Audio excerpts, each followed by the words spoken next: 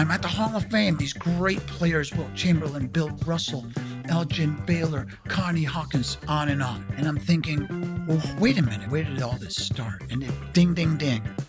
Jackie Robinson of basketball. I went to the administrative desk. This guy was an old timer. He was really cool. He said, listen, there's not a lot about it. It's a very sketchy story.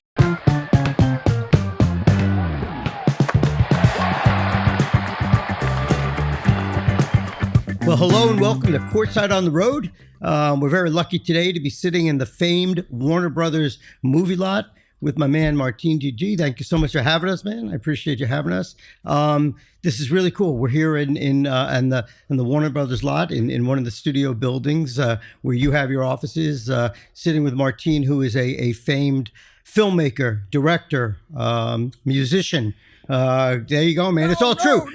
Grammy nominated, and a huge NBA and hoops junkie, and a guy who has, as we'll talk about, has turned his passion for hoops into art and pursued over many, many years an amazing story that culminated in the making of an incredible movie that we're going to talk about. Martin, thanks so much for having us, man.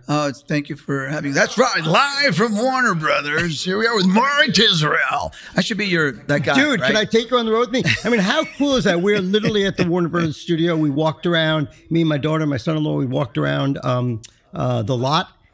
With everybody going around doing their tours, and we made believe. By the way, we made believe that we were like somebody special, and people were pointing to us. And whenever those no photos, those little tourist buses come by, I always go like this. right, yeah. I was like, no photos, no photos. Everybody pulls out their phones and say they think I'm somebody. But dude, this somebody is you are love. Dude, you are somebody, and this is.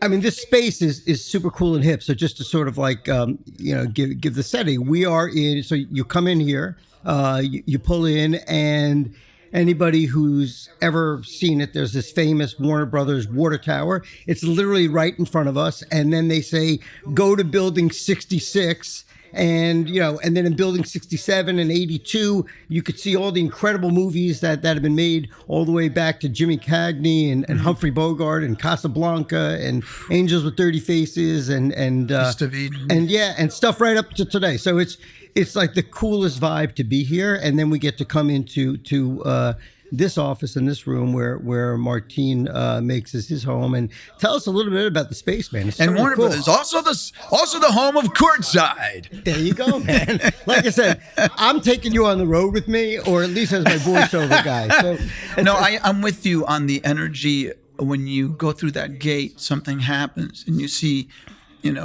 everything flashes. You go back to Bugs Bunny. Yeah. You go back to your childhood. It's really a connective tissue to inspiration or something you might have learned from a cartoon, for God's sakes, right? But there's a lot of history here. Our first exposure to Warner Brothers as a company that my wife and I started, a company called Sunset Pictures, just a family startup with no expectations other than when I was a kid. When I turned 7 years old, my parents bought me a little projector. So cool. And it had these cartridges. I'm dating myself. That's all right, man. I'm older than you, so we're dating both of ourselves, man. There we go, man. There we go. And you put the cartridge in, you turn off the lights in your room, and then it had a crank, and that would turn on and click the battery, and then on the wall I would see Bugs Bunny, the Flintstones, the Jetsons, and one of those times that I did this, the actual 8mm broke inside the cartridge. And so I pulled the cartridge out, and I took a screwdriver, opened up the cartridge, and I got some Scotch tape. And just as I was taping those two pieces back together, I thought, wait a minute. And I grabbed another cartridge, I grabbed the Jetsons, and I opened that up. Oh. And then I took pieces of the Jetsons, and I put it into the Flintstones. And I combined it, and I started doing this thing. Then I showed it to my parents. My mom was like, so my parents were Argentinian, and my mom was like, Martin, you are going to be a great editor. I was like, what's an editor? I don't want to be an editor. Still to this day. But, and there are some great ones, don't get me wrong. That connective tissue is what I felt when I first walked on the lot about 15, 16 years ago. a friend of mine had been hired to run post-production here. And I, as an independent filmmaker, you run around. It's a circus. Right. You put it all together. You cobble it together, come up with an idea. You go, okay, I have an idea. I want to make a movie. What do I do next? You need a camera. Right. So you're cobbling it together. You're running around town. And my friend said, hey, why don't you bring your movie when it's done to Warner?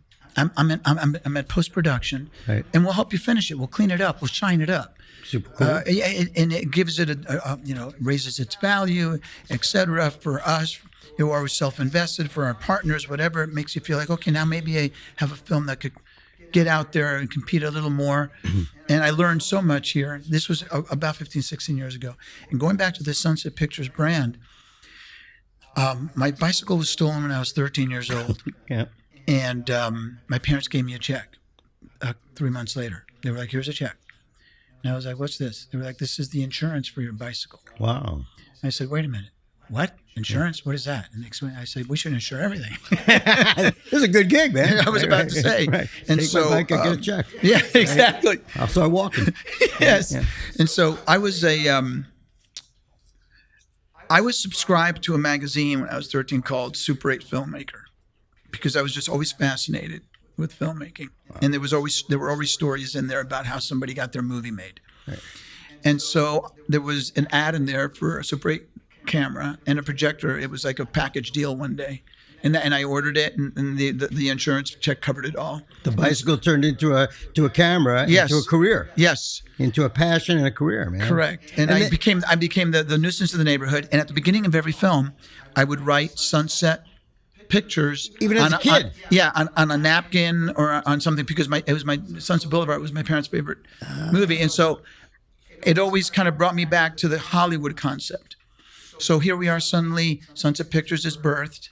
I meet my wife, 26 years ago, and she sees my first movie, which I made 29 years ago. Right.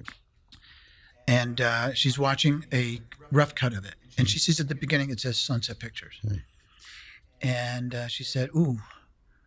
She said, I didn't know you're a part of Sunset Pictures. I said, what do you mean? Part of? I said, it's just it's just a thing that I've always used for my student films. When I went to film school at Hofstra, I always put Sunset Pictures in front of the picture or whatever, right, in front of the movie.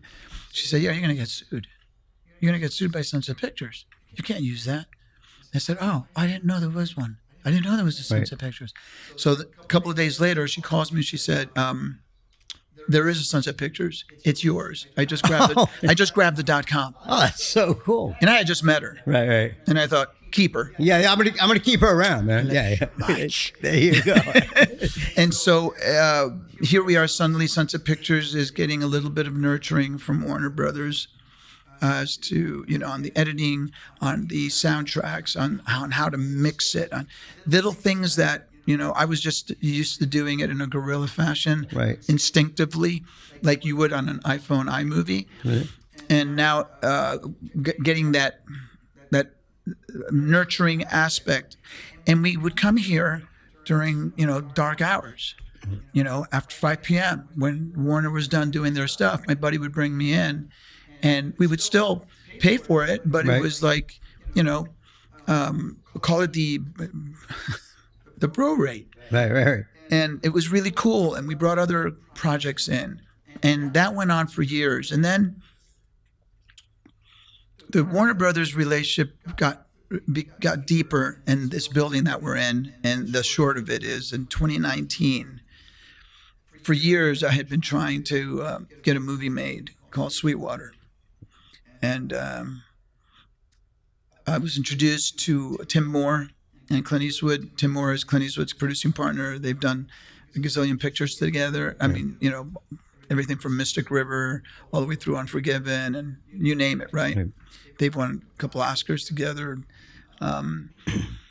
So I get introduced in 2019, November of 2019, and I thought, well, maybe the reason that movie has taken so long to get made, because I had drummed up that concept of Sweetwater, right, in 1996. Right, 30 years ago. Right. Wow. Yeah. Crazy, man. Yep. And But Clint Eastwood, this was his office, or this is no, this no, was- he has a production office here on the lot still called Malpaso, right, just a few buildings down. And so I pitched it thinking, well, maybe he ought to direct it. I Right. can step out of the way. Maybe that's why. Maybe I'm the reason it's not getting made. Right. And so I shared the script. I pitched it, shared the script, and I didn't hear back. And suddenly it's March of 2020, just a few months later, COVID. and it's lockdown. Right. And now there's nothing going on. And cut to November of 21. So 2 years after I pitched it. This is actually, I've never told this. My son Noah was a basketball maniac, loves to read. And he loves to read history. And he was reading a lot of sports history and a lot of basketball history. And during COVID, I would read him basketball stories. And one night, I had been working a little bit on the Sweetwater screenplay, cleaning some stuff up because I was always gathering information about it. And I told him about the Sweetwater story, and I showed him the script. So we read through it. At the end of reading through it, my son Noah said, "This is a beautiful story." Whoa. He said, "Dad, this is a really cool story. It's beautiful." It's like, he says, "This is a script for a movie, right?" I said, "Yeah." He says, "You have to make this movie, Dad." And I said, "Well, you know what? Let's manifest this tonight. Right. Let's dream about it." The next day, the phone rings. It's Tim Moore Whoa.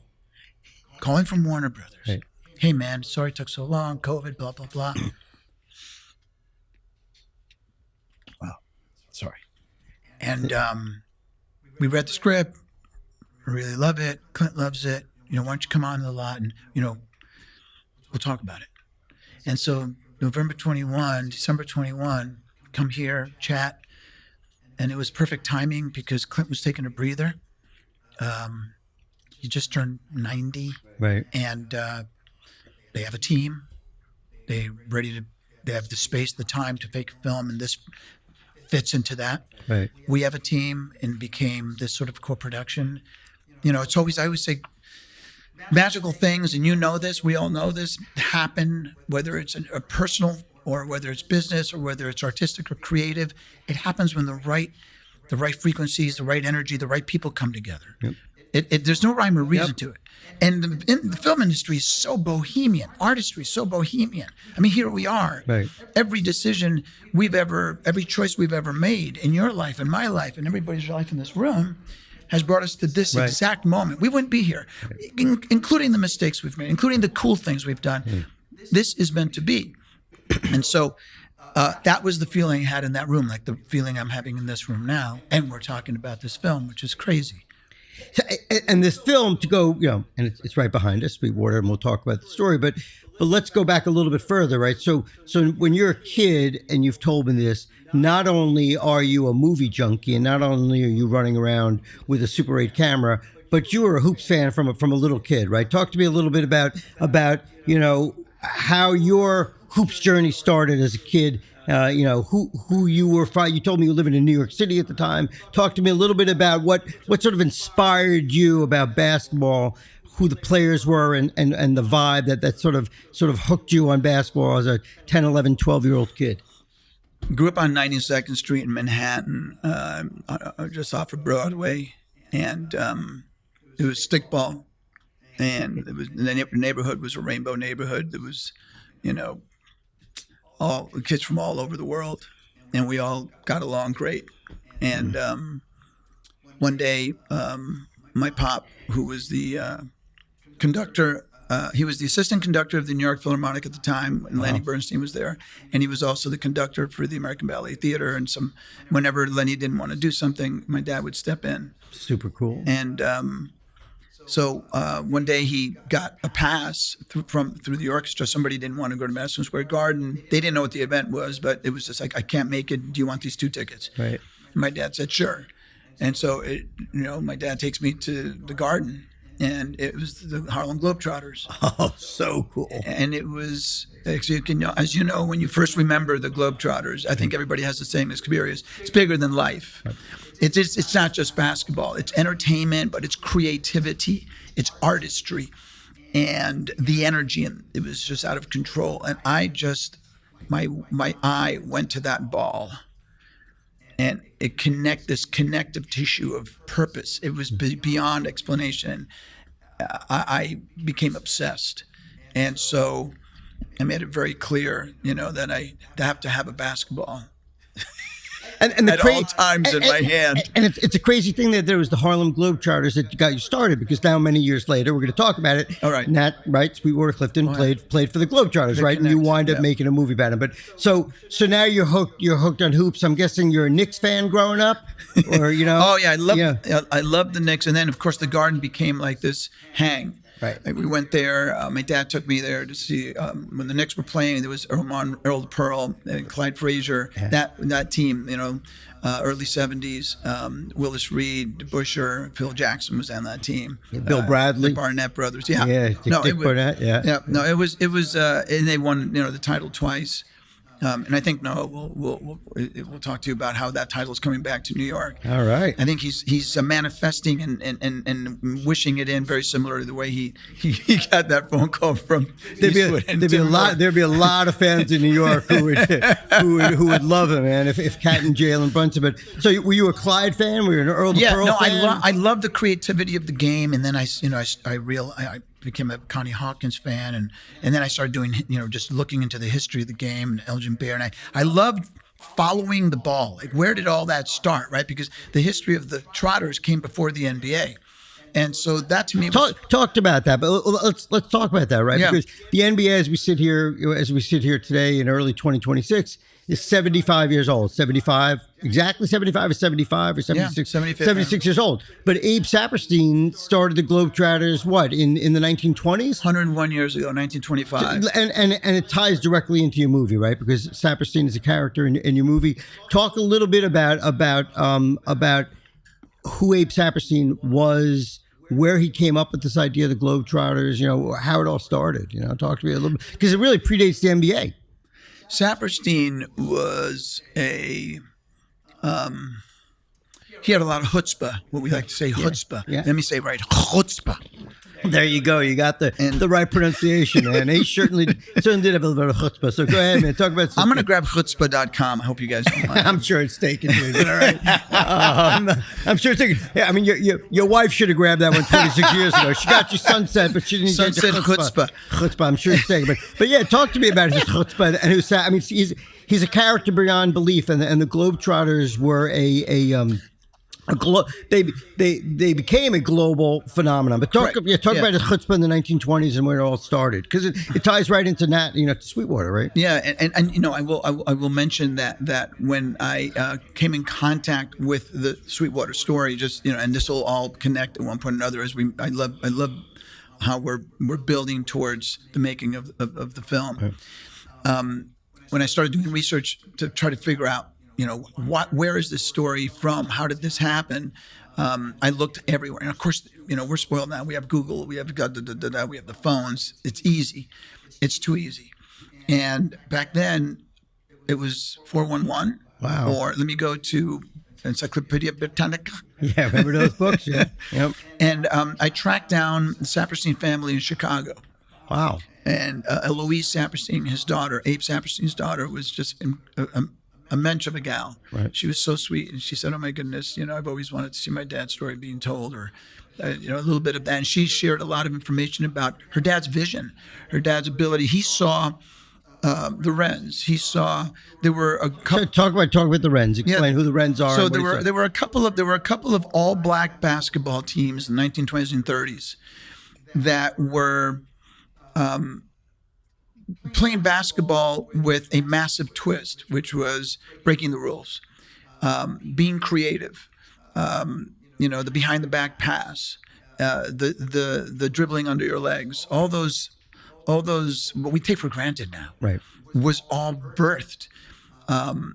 And Saperstein took to that. He fell in love like I did. He became obsessed with the concept. I mean, I used to go to school every day dribbling my ball, dribbling the basketball. Just that was and using the asphalt of the streets of Manhattan as instead of it being an obstacle, I saw it as, I don't know where that ball is going to come back to me at. And it helped build the concept of creativity with a basketball. He was obsessed with the concept of entertainment and entertaining people. He was a Russian Jew, an immigrant, and he pieced together the concept of a black team. And in his mind, even though he was from Chicago, in his mind, Harlem represented the birth of that culture and the strength of that culture within our communities throughout the country. And then the concept of globe trotting, playing everywhere in the world, was his dream. So he called it the Harlem Globetrotters. It was genius. Brilliant. In a time, obviously, we're talking about in the 1920s, in a deeply segregated time in this country, right? So he's going to put together an all-black team who are going to sort of use the whole, the Mecca of Harlem as being sort of the center of black culture, and he's put together a team that's gonna do something that nobody ever saw. And by the way, let's sort of place it in time of what basketball was like at the time, right? At that time, it was white guys, right? It was a lot of Jewish guys, set shots, chest passes, one dribble, chest pass, set shot, go down to the other side, right? Right. There was though, when right, there you go.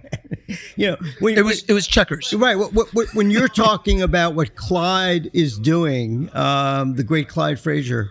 You know what? I'm going to use this as an opportunity to get a little promo in for my brother. So when we were kids, we got a kitten, and we put the kitten in the backyard, and everybody's like, "What are we going to name the kitten? What are we going to name the kitten?" And the kitten started darting all around the backyard doing the coolest moves. And my brother said, "We got to name him Clyde. He's got the coolest moves like Clyde, right?" So our family cat became Clyde. It's because which is why your cat got such a good deal when he went to the pros. Yes, he did.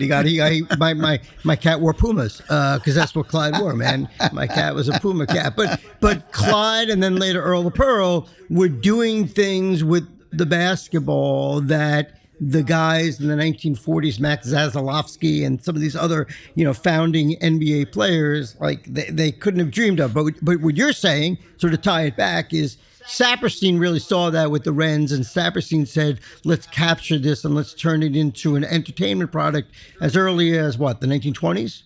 The 1920s, and in a parallel history, and I just to build even, the combustibility of the story, Warner Brothers was birthed 101 years ago. Same time. 1925. And it was with another Jewish guy with chutzpah, Jack Warner. Again with the sunsetchutzpah.com. Another Jack Warner Jewish chutzpah guy. Yes. Right? Apparently had a ton of chutzpah. Yes, this is not called Courtside, it's called Courtside. There we go, man. I love it, yeah. And so it was a similar vision. It was a vision of taking everything to another level creatively, utilizing imagination and manifesting art. And that's what that game of basketball became. It still is. I mean, we all get more excited when we see a move that's never been done before, because it's creativity. That again is the definition of art. And so it was birthed around the same time. It was post, a tough time in our country's history, and we were coming out of the Depression. We were coming out of, and theaters were just being birthed. Right. The actual concept of carrying a print into a theater outside of Los Angeles or New York was just being birthed. The concept of going on the road, trotting, the globe trotting concept was being birthed at the same time by Abe Saperstein and Jack Warner. It's amazing, and sort of to fast forward a little bit and to sort of get to Sweetwater Clifton, right? So, I think if you ask anybody in this room or any of these people, are driving around on the lot today on the tour, and I asked them who broke the color barrier, right? Who was the first African American player to play in Major League Baseball? I mean, it would take a half of a millisecond for them to say Jackie Robinson. If I asked them who was the first African American, who was the black player to play in the NBA, I think you would just get dumbfounded stares, and it's kind of mind blowing, right? It's mind blowing when you're talking about the fact that you had the history of the Globetrotters, and have this worldwide popularity of the league. Heavily an African American league, right? But nobody could tell you that. How did you come to learn about Nat Sweetwater Clifton and the fact that the story really wasn't told?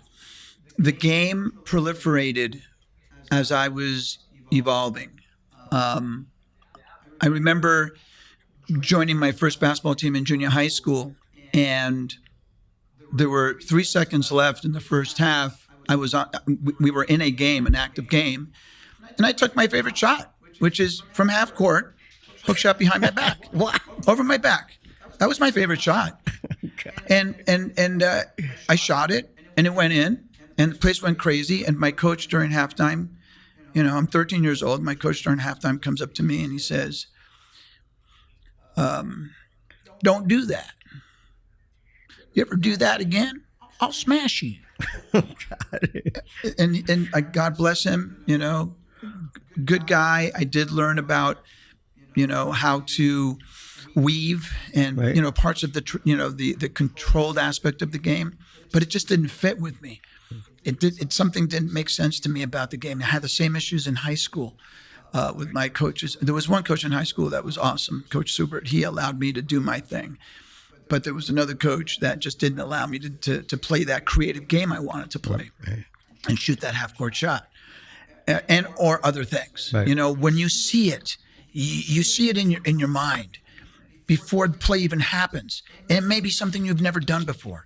It might be something in the moment where you're driving in that lane and you're just creating as you move. We see it now with such great players. We've seen it in the history of time. But now everybody, you watch Edwards and you watch these guys, that just have that. Wemby does that one little thing you've never seen anybody do before. Right. And you're like, oh my God, did you see that? And you get gazillion views. Right. So cut to mid-90s, 96, I'm on my way to a gig as a musician, playing keys and playing with various different groups. And we come into Springfield, Mass.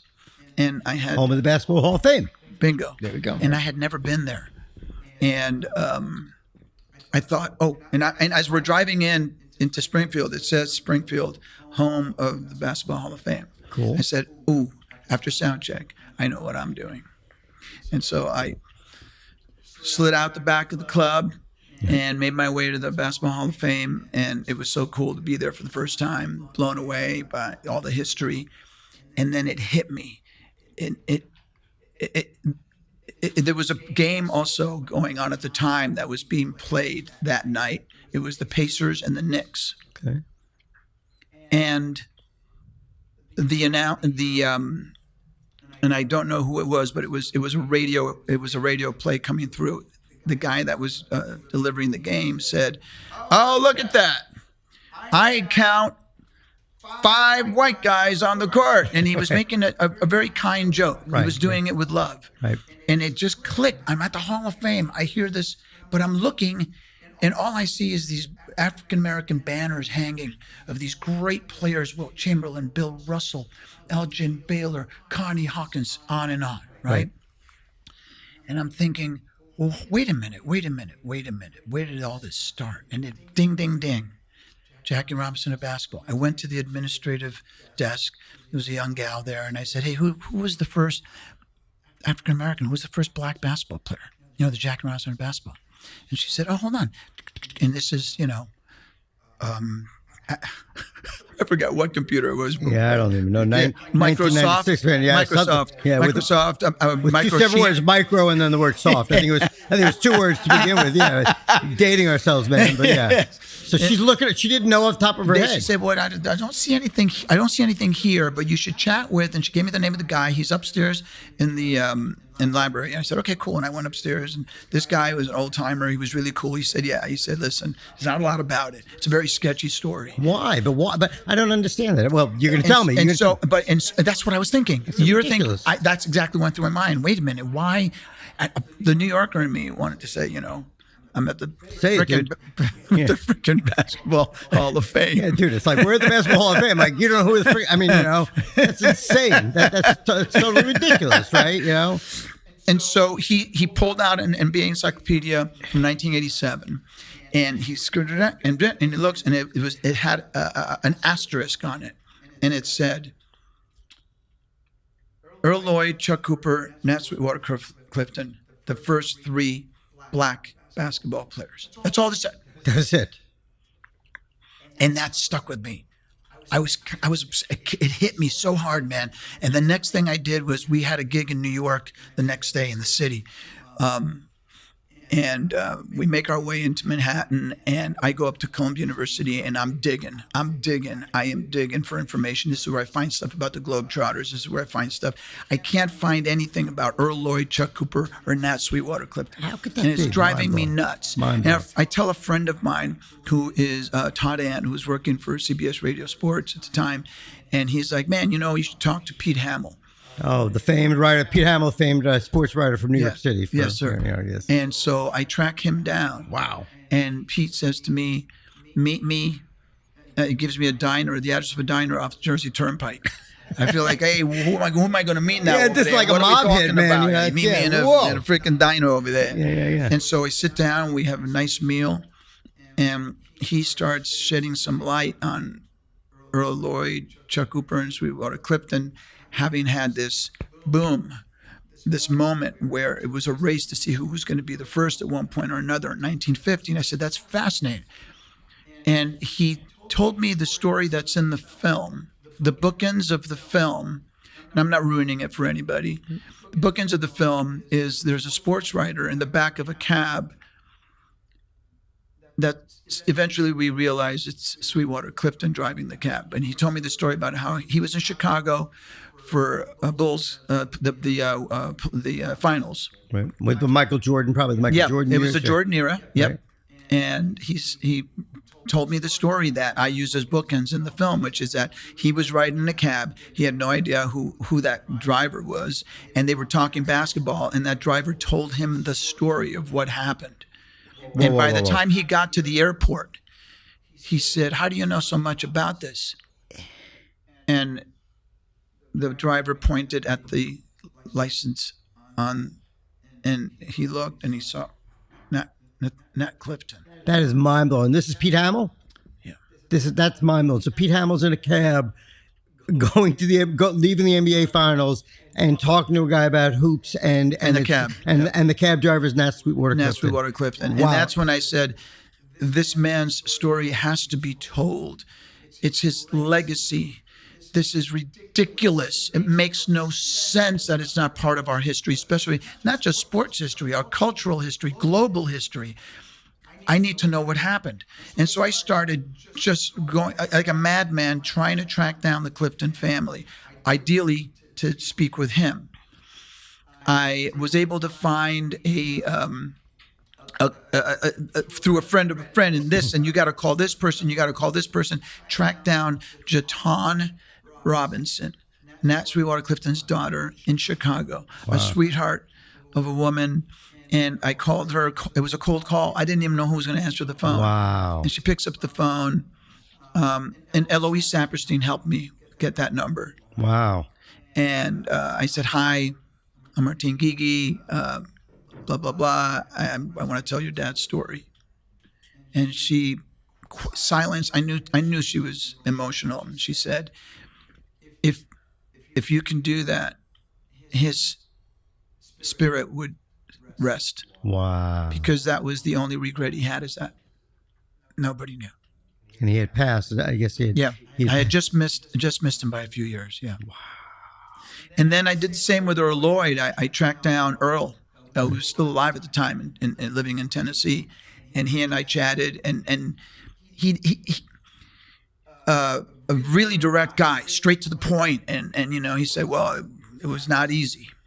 He said, I don't want to talk about it too much. Wow. And he just gave me some hints of what went down, how it went down, and how he really had a hard time being in the league. Wow. Because no matter where they went, it was trouble. Right. And he, at one point or another, joined the Army, and it was a better world for him. Wow. To not be a basketball player. Chuck Cooper had just passed away as well, and his darling widow was wonderful, and I've become really close friends with the Cooper family as well, and they were very helpful also, and just they had started putting time into his legacy. So piecing together all of that, then I, through a friend of a friend, I was introduced in the early 2000s. So anyway, I wrote a treatment basically what I had. I copywrote it, but it was like I hadn't made a movie yet. Right. I had made documentaries. I'd been the nuisance in my neighborhood with my Super 8 camera when I was a kid. Right. But you had not made a feature film. Correct. Hadn't made a feature film as a writer or as a director. And I thought, well, maybe this is a documentary, maybe it's a book, maybe it is a film. And I just needed the beginning, middle, and end, and I needed to find that. So I'm introduced to at the time, it was just Adam Silver. Hey, I'm introducing you to a friend of mine, Adam Silver, who works with the NBA. I think he was at the time in the paralegal department. That's amazing. David Stern was the commissioner. Right. And Adam was probably a junior lawyer there at the time or something like that. Correct. Right, And he was, we met in Manhattan. He was very receptive. He said, I love this story. He read the treatment. He said, this story needs to be told. I'll do whatever I can to help you.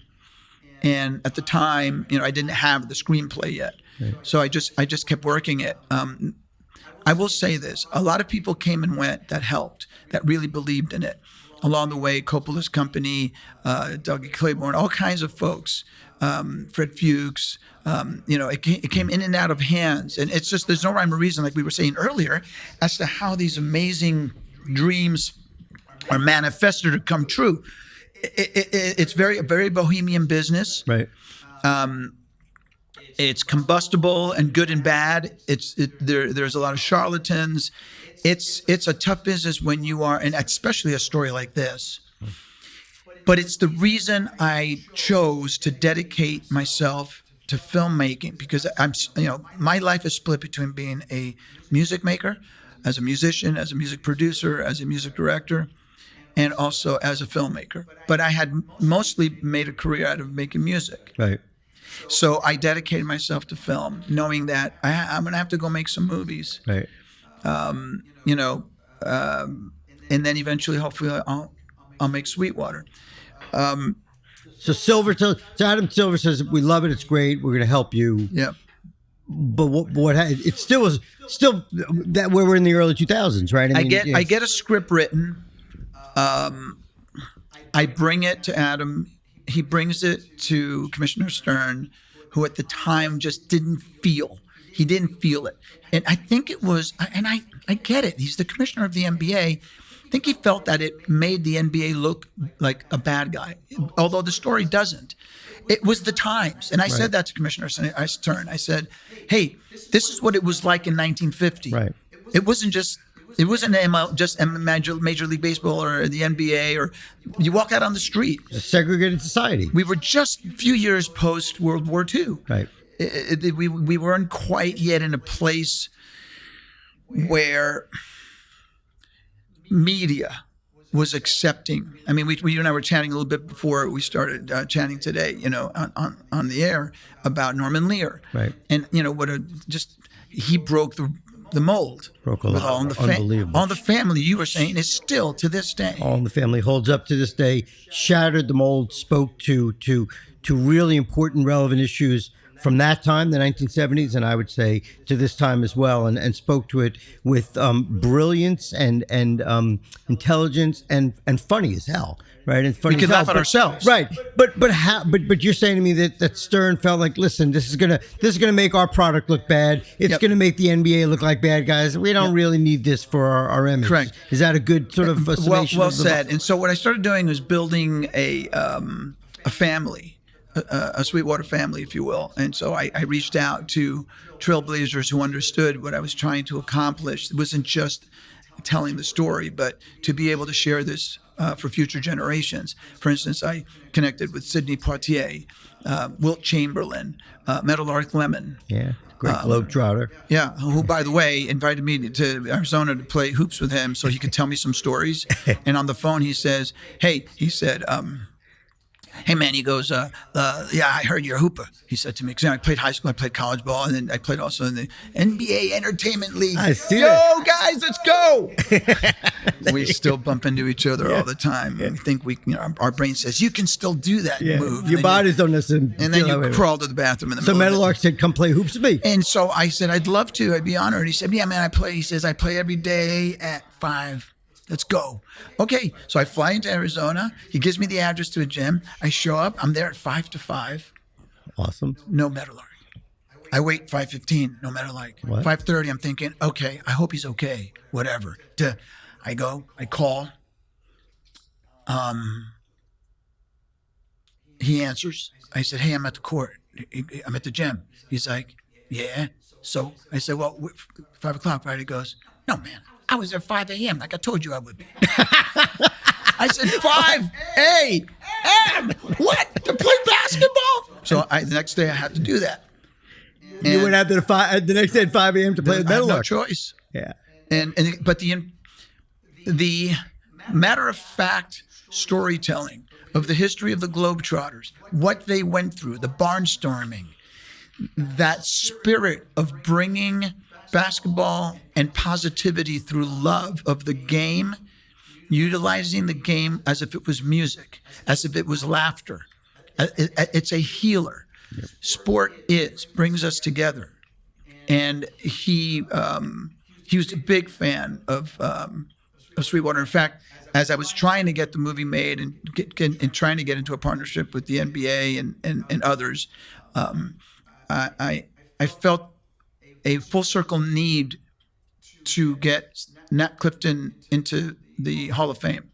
Wow. So I wrote the letters, blah, blah, blah, blah, blah, blah, blah, blah, blah, gathered the signatures with the family, with the folks over at the Naismith Hall of Fame. They were wonderful. They actually helped. And Fran over there was amazing. Love you, Fran. And we got him inducted in 2014, and I called Meadowlark and I said, "Come on, man, let's go do this." And so you and I guess others got Nat Sweetwater Clifton inducted into the Hall of Fame. Yeah, he's in there. That's pretty unbelievable. It was a very moving. It was a very moving moment, man. Wow. I have to tell you, I've had my emotional moments. That was a crazy moment. And this is still before the movie was ever made. Yeah, this is 2014. Right. Wow. And so now, I will say this, and I'll share this. President Obama, when he was campaigning during his first campaign, this is before he got elected in 08. It was like end of 07 or beginning of 08. Curly Boo Johnson, who is the Marcus Haynes and Curly Neal of the time, yep, in that era, had been hired to be his trainer, keep Obama in shape. Oh, back up. We got to catch this. So a former Globetrotter was hired by Obama to be his trainer, to keep him in shape. When he was out. And Curly Boo's awesome and a great individual. That Loved is Curly so Boo. Cool. And he was the one who shared the material with Obama. There's just a guy, Guigui, who's trying to get this movie made, blah, blah, blah. And, Obama said, President Obama said, that story needs to be told after he read it and heard about it. So I was getting all this wild support. Amazing. Nobody expected Obama to win. I think we all remember that moment. I think the whole planet was in tears when Obama won the electoral vote. Right. And changed the world for the better in that moment in time. A week after the inauguration for Obama, incidentally, at that point in time, Commissioner Adam Silver became the deputy commissioner. Right. Okay. Yeah. He was on his way to commissioner. I don't think he ever knew he was going to be. Right. And the planets aligned. As I said, the frequencies all made sense. The window opened. I got a call from the NBA. Let's do this. Wow. Now they reached back out to you that they're interested in telling the I think story. there was a cultural wave with Obama walking into the Oval Office. It was the right time. Right. It felt right. Right. And so we put together a really cool partnership where they said, we just want to make sure you get all the facts straight. So I fly to New York. I'm at the NBA, and they walked me into a room and they said, this is where you're going to get all the facts, and if we can get the facts right, we're in, right? They walked me into a room. There was a woman in that room. You're gonna love this. You're gonna love this. Her name, Zelda Spolstra. God rest your soul, Zelda. Oh my goodness, an Earth angel. You bump into Earth angels every so often. Yep. I walk in this little room, VHS, DVDs, CDs, old books, blah, blah, blah. Stuff piled up everywhere. And this beautiful little woman comes up and she goes, "Hi." She shakes my hand. She goes, "I read your script. Ned Irish didn't talk like that. He had a foul mouth. You don't even know the things that he said." And she was fantastic. Oh my God. She was, and Ned Irish, of course, being the owner of the Garden in 1950, owner of the Knicks, who opened the door for Joe Lapchick to bring Sweetwater Clifton into the league, which triggered Earl Lloyd and Chuck Cooper's entrance into the NBA. So Zelda climbs up. Now, Zelda, mind you, I didn't know. It's shared with me later that Zelda was the first commissioner of the NBA in 1950. Maurice Podoloff, right. Also Russian Jew. She was his secretary. In 1950. 1950. And now this is something 50 some odd years later. Yes, this is 2009. She's an old woman at this point. She is. Right. Wow. But she was there. She was a witness in that governor's meeting and the team owners meeting when all this went down. Wow. The jargon, what was spoken, what happened and how it happened. She's the only witness left. Mind blowing. And I had talked to Red Auerbach. I had spoken with the Lapchick family, Dr. Richard Lapchick, who's a gem of a person, who gave me wonderful background on Coach Lapchick and everything that went down. He also knew a lot of how it happened. These were the pieces that I was missing that made it, I have a film now. I have a story. There is a beginning, middle, and end. And guess what? There's a holy shit moment. Right. So... And the NBA was giving you the facts, and Zelda were giving you the facts to point to the accuracy of the holy shit. So moment. So here's what happens with Zelda. She pulls out this book. She opens it. She points to it. It's the minutes taken during the team owners and governors meeting that day when all that went down. When they said we'll let these guys into the league. That is reflected word for word in the story. That's unbelievable. You took the language right from the minutes and put it in the movie. Yeah, and I will say that there was creative license using accuracy and fact and history as the foundation is what I wanted, and we accomplished. But there is creative license in the film for the personalities in that room, Right. because there were some personalities in that room, so we wanted to amp it up a hair. Right. But yeah, no, that we had so that was like a treasure Bible that I bumped into. And did Zelda continue to help you as you move forward? Yes, and the NBA did too, and they connected me, and I connected with Clyde Frazier, and that was through my mom-in-law, who was his sort of like a.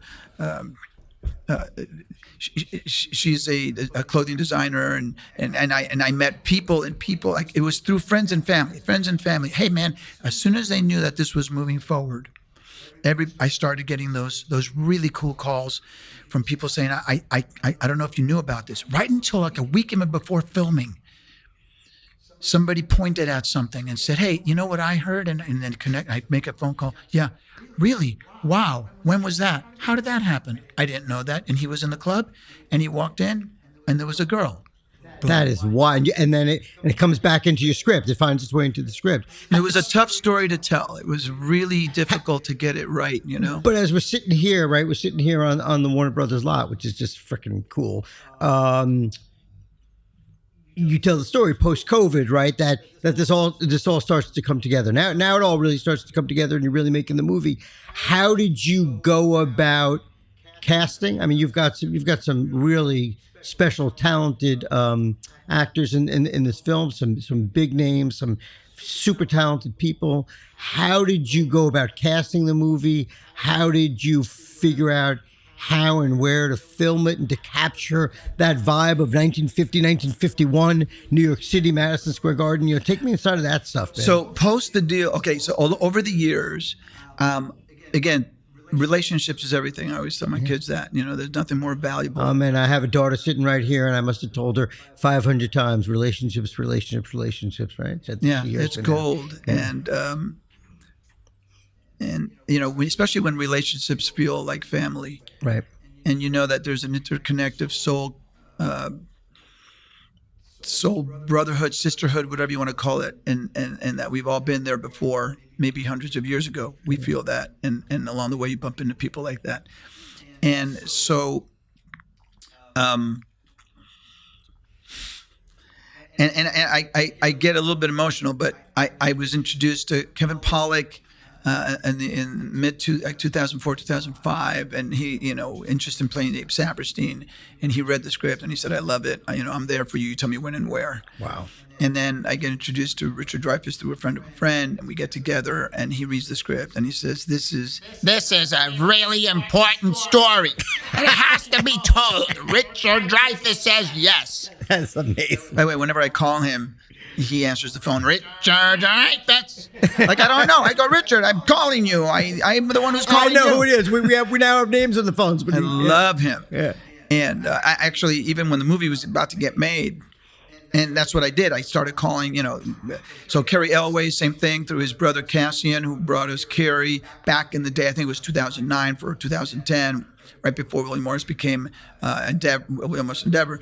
And little by little, people came in, and that wanted to be a part of it, who said to me, "You tell me when and where you make this movie. I want to be there." Jeremy Piven? Piven also, he and I shared a manager back in the day, and it was a similar situation. And Dahlia, my wife, who produced the movie with Tim Moore, also reminded me. She was like, "Hey, don't forget Piven, or don't forget, maybe call." And it's just timing, because people are busy. And you just want to have a cool party. You want to get a good team together. Right. And you're wondering who's available. Right. You got to get the Can pieces you trade for someone? Right. Right. And so when we got greenlit, meaning when that phone call came in 2021 from Tim Moore, Eastwood's at Malpaso, and they said, "Hey, come to Warner, let's do this." And by the way, when he said come to Warner and do this, it didn't mean Warner Bros. Was going to get behind it. It meant let's do it independently, but let's do it inside the system. Right. Because they have a production services deal, which we have kind of inherited now, which just says that you can come here, make a movie, and you get a friends and family rate, which is like having a tax incentive. And by the way, give credit where credit is due, my wife Dahlia, she was great relationship with the Film Commission. Super grateful to the California Film Commission, man, because Mark, keeping movies here in our state and also having the opportunity to sleep on your pillow when you're making a movie helps a lot for the cast, for the crew. There's an efficiency to it. There's, as you said, the magic here at Warner Brothers or at any studio in town elevates what you are creating. And the California tax credit kicked in for Sweetwater, so you could do it here. So we could do it here. Awesome. And so we shot it here. And I remember calling Pollak and they were all like, "What, you sure is happening?" I mean, I remember calling Dreyfuss, and he wasn't calling me back. And I'm calling him. It's the week before filming. We're really doing this, to start man. shooting on Monday. I'm calling him. He finally answers. I said, "Hey, Richard, we're shooting. We start shooting on Monday." This was a Thursday, the Thursday before the Monday. Right. We're starting to shoot on Monday. Are you sure? Yes. No, of course I'm sure. He sent you an offer. Yeah. Send it to your wife. Svetlana, get on the phone. Please. He says, "Are you sure? I said, I'm sure. And of course he was there. Right. Very nurturing. It was a feeling everybody had. By the way, casting Sweetwater was a Michigas. Yeah, for those of you who don't know what that means, Yeah. It was like crazy. It was insanity. Beyond insanity. I think Michigas is one of those words. I think Yiddish in general is like it's superlatives, right? Yeah, it captures a feeling and a vibe, but in a really sort of soulful way, So explain what Michigas means, Well, Michigas, I think more than anything, is embedded in common sense. Right. It is the extreme language that ends any argument in the moment, right, in a split second, because one word says it all. Yep. And it's a combination of thousands of years of history of kvetching. There's another one, man. So what's the Michigas that landed you with this guy, with Osborne, with Everett Osborne? I mean, how did you? I had a couple of actors over the years that were committed to playing Sweetwater Clifton, a very unique role. A man who's 6'5", Right. a man who can make all those moves Right. authentically happen on camera. I did not want to cheat it. I didn't want to use any stunts or any doubles, which we didn't. But as the movie, I'm sorry, maybe I'm jumping ahead, but as the movie gets delayed, 5 years, 10 years, those guys are probably too old to play the role anymore, right? Bingo. Yeah. Aging out. Yeah. So There so should the be guy, a category called Best Aging Out Actor in a Movie. I mean, right. Guys who never really got to play the role because they got too old. 100%. And, and I'm in the NBA Entertainment League having a lot of fun playing hoops with great, wonderful, amazing people, i.e. Snoop Dogg and Jamie Foxx and whatnot, and this and, and other folks, Brian McKnight at one point or another. And it was in Wood Harris, my goodness, a dear friend and brother of mine who also, it was just one of those things where, okay, we are now really making this film. And that's what everybody had heard for so many years. Right. We're making the movie, and they're not making the movie. And some people just didn't resonate. Oh, no, there's no way they're making that movie. Oh, shit, if I'm going to play Sweets, I got to get in shape, or whatever it was. Right. So it's 3 weeks before filming. And, it's evident that the commitments are gone because of either aging out or not meant to be, or somebody is 5'6" instead of 6'5". Right. Right. Get it? I was getting calls from players, retired players, I'm Sweetwater, and not pranks, and all with love, I say that.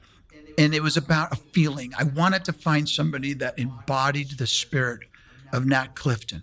I had found a public access interview in Illinois in 2007, 8 of Sweetwater Clifton riding in his cab, telling his stories. It was a public access video that I found. The only interview ever made of Sweetwater Clifton. Wow. In his cab. Mm-hmm. And it's in, only a minute of it is in the credits, in the end credits. Wow. It's a beautiful story. And I'm sorry, go ahead. No, I'm going to say, so you know what he sounded like and talked like, and His even, nuances. even as an older Well man said. at that point, right? You right? totally get it. Right. So you had to find somebody that you felt could speak to that, right? Who could fill that. Yeah, and everybody's saying, what are we going to do? We're 3 weeks away from filming. Dude, I've never made a movie, right? You've made a major motion picture. 3 weeks beforehand, you don't have the star of the movie? There was something about it that felt that we were going to be just fine and that it was going to work out perfectly. I can't explain it. It's because, the right creative and financial and production partners that finally come together, that were doing this for the right reasons. It wasn't like, oh my goodness, we're going to make gazillions of dollars. This is going to be a big hit. No, it was like, this story needs to be told. And by this point, Adam Silver's commissioner, right? He's commissioner. And he's helping you? NBA's on board. We had our license deal with the NBA so that we could say NBA, so that we could say Knicks. We had our Knicks deal. We had the Lakers, the Celtics, everybody on board, all signed off, everything clean, ready to go. But you don't have We're 3 weeks out, and where's Sweets? Sweets, where are you? Cricket. Yeah. So what's going on, man? So what do you do? How do you find Everett Osborne? Our casting director is sifting through 900 videos, and we're all watching through them. And I can't remember what number it was. It might have been like 200 and something videos in. I see a video of this guy. He's wearing the short, tight shorts. Right, He looks the look. He's wearing Chuck E. Cheese. He's got that thing, skinny. He's 6'5". Yeah. He's moving the way that a player would back then. That's wild. The vernacular is 1950s. Right. And you could tell that he had done his research because there was a drawl from Arkansas, which is where Nat Clifton was born. Wow. Yet he grew up in Chicago, and you could hear that too. This guy had done his homework. Amazing. And it was a self-tape on an iPhone. Wow. And he's playing, and then he's sitting in a locker room, and he threw splattered water, so it looks like he was just sweating during halftime. And it was like this wonderful speech that is in the film. I highlighted in the picture where he's questioning whether or not he belongs in this league because of the style of basketball he's playing is not being allowed. Wow. And it moved me. I shared it with the team, shared it with the casting director. More importantly, I shared it with Noah, my son, who said, "Oh, that's Sweetwater." And he didn't know what I knew about Sweetwater. It was just a feeling. And of course, I I had that same instinct about it. We brought him in to see if he was real. He was every bit as real, and he was just a beautiful spirit. And we've become, the best of friends. He walked into this role, onto the court. Every shot that goes in that you see is his. No stunt doubles. No stunt doubles. He had played college hoops, this guy? He played college hoops, and he also played pro ball in Australia for a year. Okay. Came to L.A., did a Nike commercial with LeBron, and then I think he did a guest spot on a TV show. That was it. Wow. It's his first feature. That's amazing. So proud of him, man. And he inspired everybody. On the first day of filming, we're on set. Everett's doing a scene with Jeremy Piven and Dreyfuss on his first day, and we do the first take, and then I say cut, and Dreyfuss and Jeremy put their hands up, and they walk over to me before we do take two, and Jeremy goes, "Oh shit, this guy's bringing it." It's amazing. And it elevated everybody's performance, I believe, and everybody will admit to that Everett carried us in so many ways to a place where we knew we had to go deep into the textures of everything that era represented in an innocent and in a ferociously fearless way. Because that's the only way this was going to happen. This moment for the black pioneers of the game, for Earl Lloyd, Chuck Cooper, and Sweetwater Clifton to walk onto an NBA court in 1950, the odds were that you had to have a fearless ferociousness about you, that you knew that when you walked onto that court, a bullet might hit you, right, but you were going to do it for the game, but more importantly, for the times. Right. It's amazing, man. And so just to bring it full circle, the movie gets made. It gets released. What is that? And I think you told me it was 28 years, right? I mean, it was 20. How old was Clifton when he debuted in the NBA? Yeah, he was 25. Yeah, 25, right? 26. This took how many years to get the movie made? 28. Right, interesting. Yeah. Right on, man. So that's beautiful. I love numbers. What is that? Guy. So what? So when it premiered and you're sitting there watching the premiere, what are the emotions? What are the things you're feeling, man? I still do. Thanks for asking that. I'm a big baby. I'll cry. I can't sit through the movie because it's the history of it, but also it's an emotional picture, very traditionally shot. There's edge in it, but we decided to make the movie with a timeless sort of component to it visually and the tempo of it, the energy of it, so that it could stand the test of time. And it has. It's got this, subculture following. We're finally going to be able to release the picture worldwide. I'm super excited. We're targeting the summer, potentially tied it to June 19th as the Juneteenth concept, and release it properly so that it can reach everyone. 99% of the planet hasn't seen it. It's won so many distinguished awards, and I didn't intend it to do that. I just made the movie because I knew that was a big part of my having my kids, my wife, my life, my friends, all of that, sunset pictures, all of that is my true purpose. But there's something about my real true purpose of being on the planet to tell this story that I knew I had to get it to the world, even if I carry it to every theater all over the planet. That's what I'll do. It's unbelievable, man. It's an incredible story. I really appreciate you taking the time to sit and tell us a story. Everybody who's listening to this, please go out, find Sweetwater, watch Sweetwater, see it. Martin, thanks so much, man. I really much. No, I love sharing the passion with you, and thank you for opening this door to the world for Clifton and for the Guigui family. And all I can say is, if you're at half court, take that over the back shot. It'll go in. There you go, man. Take the shot, man. Thank you so much. Thanks for watching this week's episode. Like and subscribe to the channel. We'll see you next time.